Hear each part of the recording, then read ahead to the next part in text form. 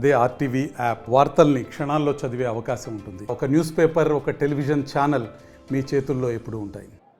గోకులాష్టమి సందర్భంగా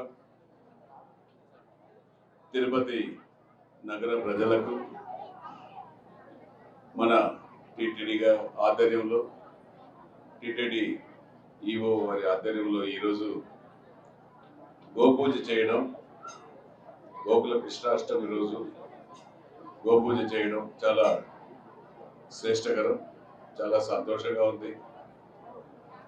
మొట్టమొదట భగవంతుడితో పాటు గోపూజలు కూడా నిర్వహించడం సాంప్రదాయం.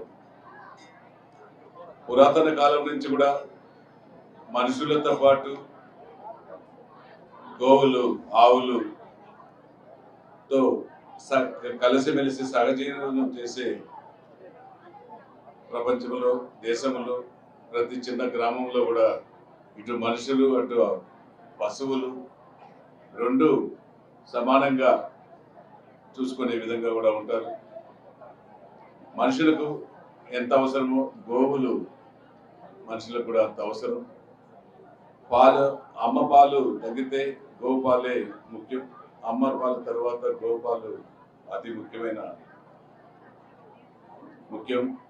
అది పిల్లల పెరుగుదలకు అందరికీ ఉపయోగపడే పాలిచ్చే ఆవులు, గోవులు చాలా శ్రేష్టకరమనేసి కూడా ఇటువంటి గోమాతలకు పూజ చేయడం పూర్వజన్మ సుకృతంగా భావించుకుంటూ ప్రతి ఒక్కరు కూడా గోవులను పెంచడం, వాటిని పోషించడం, భక్తి శ్రద్ధలతో పూజలు చేయడం చాలా శ్రేష్టకరం అనేసి కూడా పెద్దలు చెప్తున్నారు. కాబట్టి ప్రతి ఒక్కరు కూడా చేస్తే చాలా మంచిదనేసి కూడా ఈ సందర్భంగా తెలియజేసుకుంటూ ఇటువంటి మంచి గోకులాష్టమి రోజు గోపూజ చేయడం, ఇక్కడ గోవులన్నింటినీ కూడా దర్శించడం, వాటికి మేత కూడా కావాల్సిన కసు, పండ్లు, బెల్లం ఇవన్నిటిని కూడా తినిపించడం చాలా మంచిది.